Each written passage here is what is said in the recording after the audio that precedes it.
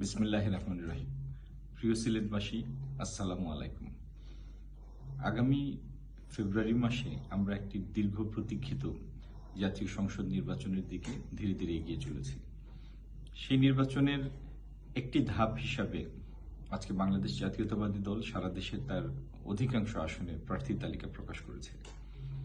সিলেট এক আসনে বিএনপির মনোনীত প্রার্থী হিসাবে আগামী সংসদ নির্বাচনে প্রতিনিধিত্ব করার জন্য আমি মনোনীত হয়েছি। আমার উপর আস্থা রাখায় দলের নেতৃত্বকে আমি ধন্যবাদ জানাই, কৃতজ্ঞতা জানাই। এটি নির্বাচনের একটি ধাপ।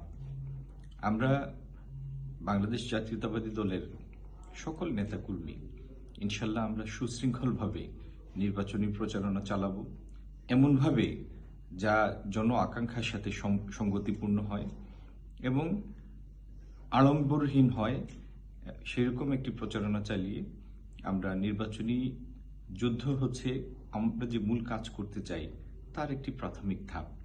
আল্লাহর ইচ্ছায় সিলেটের জনমানুষের সমর্থনে আমরা যদি সংসদ নির্বাচনে জয়লাভ করি, আমাদের পরবর্তী কাজ হচ্ছে সিলেটের জন্য দীর্ঘ পুঞ্জীবিত সমস্যাগুলি সমাধান করা, যার মধ্যে রয়েছে কর্মসংস্থান, জলাবদ্ধতা দূরীকরণ, আমাদের যুবকদেরকে আইটি প্রশিক্ষণ, আধুনিক কৃষির সাথে সম্পৃক্ত করা, আইটি প্রশিক্ষণের মাধ্যমে আইটি পেশার সাথে সম্পৃক্ত করা, সিলেট থেকে মাদক এবং অনলাইন জুয়ারকে চিরতরে উচ্ছেদ করা এবং সুরমার ভাঙ্গনের হাত থেকে রক্ষার জন্য একটি স্থায়ী ব্যবস্থা করা।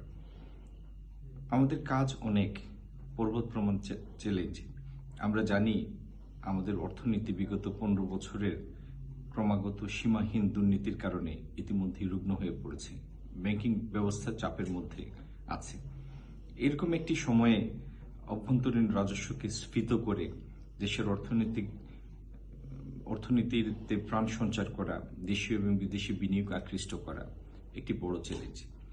আমরা আল্লাহর ইচ্ছায় দেশের স্বার্থে সেই চ্যালেঞ্জ নেয়ার জন্য অঙ্গীকারবদ্ধ হয়েছি, আমাদের পরিকল্পনা সাজিয়েছি এবং ইনশাল্লাহ আপনাদের দোয়া এবং সমর্থনে আমাদের নেতা জনাব তারেক রহমানের নেতৃত্বে বাংলাদেশ এবং সিলেটে আমরা একটি নবতর পরিবর্তনের সূচনা করতে চাই। বাংলাদেশের অর্থনৈতিক ভিত্তি বুনিয়াদকে আমরা শক্তিশালী করতে চাই, সামাজিক কনস্ট্রাকটিভ পুনর্গঠনের মাধ্যমে সমাজে ভারসাম্য ফিরিয়ে আনতে চাই এবং বাংলাদেশকে তার প্রাতিষ্ঠানিক ভিত্তির উপর